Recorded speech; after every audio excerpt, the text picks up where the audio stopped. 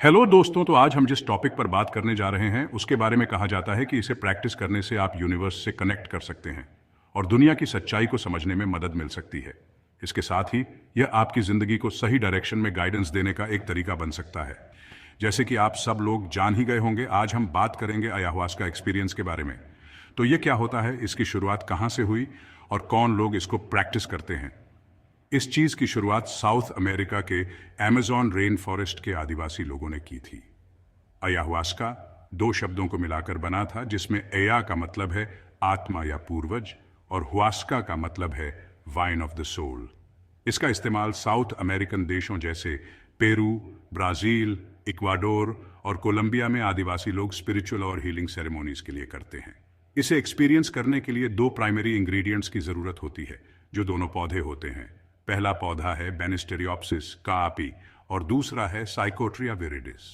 बेनिस्टेरियोप्सिस copy एक plant है जिसमें हार्माइन, हार्मालाइन और टेट्राहाइड्रोहार्माइन होते हैं, जो शरीर में मौजूद कुछ एंजाइम्स को तोड़ते हैं।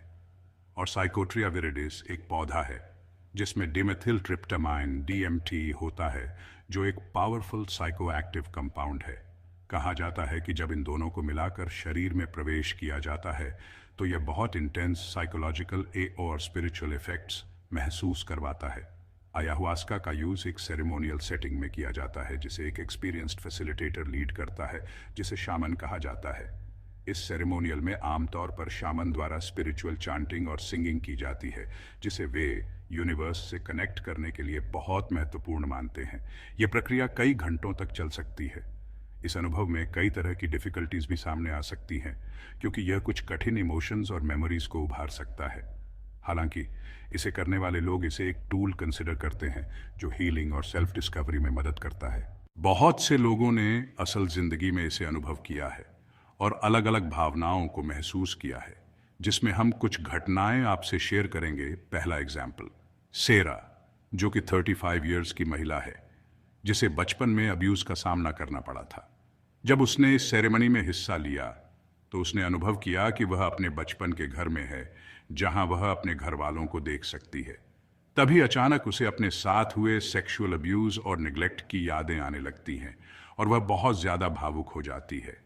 वह खुद को अपने बचपन में अकेला, मजबूर और डरा हुआ महसूस करती है और साथ ही वह देखती है कि अब वह एक अडल्ट है, जिसे अपने परिवार और दोस्तों से बहुत प्यार, कंफर्ट और प्रोटेक्शन मिल रही है। उसे बहुत सारे अलग अलग भावनाएं महसूस हो रही थी, जिसके बाद वह बहुत पीस और रिलीफ फील करती है। उसे ऐसा लग रहा था जैसे उसने सबको माफ कर दिया है और उसे अपने जीवन का लक्ष्य मिल गया है। दूसरा एग्जाम्पल है जॉन, जो कि 40 ईयर्स का है और शराब की लत से परेशान है। इस सेरेमनी में हिस्सा लेता है। उसे महसूस होता है कि वह एक चक्र में फंसा हुआ है जो उसे आत्मविनाश की ओर ले जा रहा है। फिर उसे अपनी एक विजन दिखती है जिसमें वह नशे की लत से छुटकारा पा चुका होता है और उसे यह एहसास होता है कि वह अपनी जिंदगी में क्या कुछ हासिल कर सकता है। इसके बाद वह शराब की लत से काफी हद तक छुटकारा पा लेता है। तीसरा एग्जाम्पल, मार्क, जो कि 28 ईयर्स का था। जब उसने इस सेरेमनी में हिस्सा लिया, उस दौरान उसे एक ऐसी डिवाइन मैटरनल प्रेजेंस का सामना हुआ जिसे उसने बिना शब्दों के कम्युनिकेट करता महसूस किया। यह प्रेजेंस लविंग, केयरिंग और सर्वज्ञता थी, जो निरंतर प्रेम और आश्वासन का एहसास कराती थी। इस अनुभव ने उसे यह बिलीव दिलाया कि वह स्वयं से कहीं बड़े कुछ का हिस्सा है, जो समय और स्थान से परे है। इस गहरे अनुभव ने उनके जीवन के दृष्टिकोण में एक परिवर्तन लाया, जिससे ब्रह्मांड से जुड़ाव की भावना और उद्देश्य की भावना मजबूत हुई। उन्हें यह भी महसूस हुआ कि मृत्यु का डर मिट गया था और वे दूसरों के प्रति अधिक करुणामय हो गए थे। चौथा उदाहरण है एमा, जो कि 45 ईयर्स की एक महिला थी जब उन्होंने इस सेरेमनी में हिस्सा लिया था। एम्मा जब 20 ईयर्स की थीं तो एक सीढ़ी से गिरने के कारण उन्हें कमर में गंभीर चोट लग गई थी, जिसके लिए उनकी 3 सर्जरीज हुई थीं और उस समय उनका दर्द ठीक हो गया था। लेकिन जब वह 39 साल की हुई तो उनका दर्द फिर से लौट आया और डॉक्टर ने कहा कि यह दर्द सिर्फ फिजियोथेरेपी से ठीक हो सकता है, जिसमें समय लगेगा। एम्मा ने 6 ईयर्स तक इसका इलाज करवाया, लेकिन कोई फर्क नहीं पड़ा।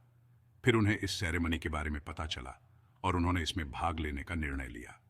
सेरेमनी के दौरान उन्होंने ब्रह्मांड से अपने दर्द से छुटकारा पाने की प्रार्थना की। प्रार्थना के दौरान उन्हें अपनी चोट और जीवन के बारे में एक दृष्टि आई और उन्होंने महसूस किया कि वह 1 साल के अंदर पूरी तरह से ठीक हो जाएंगी, लेकिन इसके लिए उन्हें ब्रह्मांड के नियमों का पालन करना होगा। इसमें यह था कि उन्हें बाकी जीव जंतुओं को कोई नुकसान नहीं पहुंचाना था। एम्मा, जो पूरी तरह से मांसाहारी थीं, उन्होंने उस सेरेमनी के बाद शाकाहारी बनने का फैसला किया और कुछ महीनों में उनका दर्द पूरी तरह से समाप्त हो गया। 5वां उदाहरण है, डेविड ने 20 इयर्स की उम्र में यह सेरेमनी अटेंड की थी। वह मृत्यु के बाद की जिंदगी को लेकर बहुत चिंतित और एंग्शियस रहता था।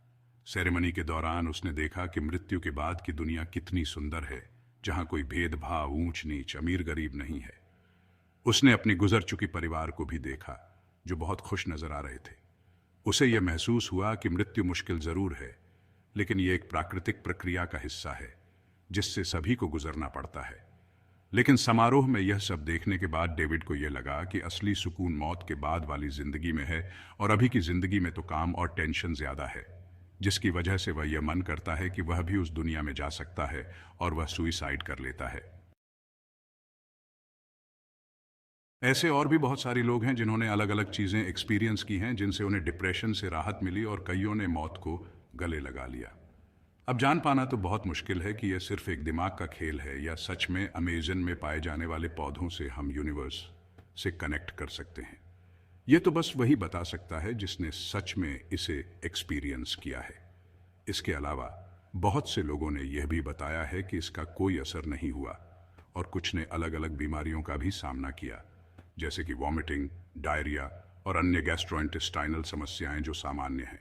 इसके अलावा कुछ मेडिकल कंडीशंस जैसे कि हार्ट प्रॉब्लम्स, मानसिक विकार या दौरे पड़ने का इतिहास वाले लोगों के लिए कुछ जोखिम हो सकते हैं। कुछ लोगों को मानसिक जोखिमों का सामना भी करना पड़ा, क्योंकि अनुभव की तीव्रता और कभी कभी भारी प्रकृति के कारण चिंता, डर या उलझन हो सकती है। यह भी संभव है कि कोई व्यक्ति गहरे छिपे हुए आघात या हल नहीं हुए मुद्दों का सामना करे, जिन्हें बिना उचित समर्थन के प्रोसेस करना कठिन हो सकता है। और डॉक्टरों का तो यह भी मानना है कि ayahuasca कुछ दवाओं के साथ खतरनाक तरीके से इंटरैक्ट कर सकता है, खासकर एंटी डिप्रेसेंट्स और अन्य साइकोएक्टिव ड्रग्स के साथ, क्योंकि इस लता में MAO इनहिबिटर्स होते हैं, जिसके कारण इसका इस्तेमाल खतरनाक हो सकता है। इसी वजह से कई देशों में इसे बैन कर दिया गया है और ayahuasca को अवैध घोषित कर दिया गया है। तो दोस्तों, कहानी का नैतिक पहलू यह है कि इसे सम्मान, उद्देश्य और एक मजबूत सपोर्ट सिस्टम के साथ अपनाना चाहिए, ताकि अनुभव को ठीक से प्रोसेस किया जा सके। जैसे कि किसी भी शक्तिशाली साइकेडेलिक या आध्यात्मिक उपकरण के साथ ayahuasca को सावधानी और ध्यान के साथ ही अपनाया जाना चाहिए। चैनल को लाइक, शेयर और सब्सक्राइब करना न भूलें। Thank you and good bye.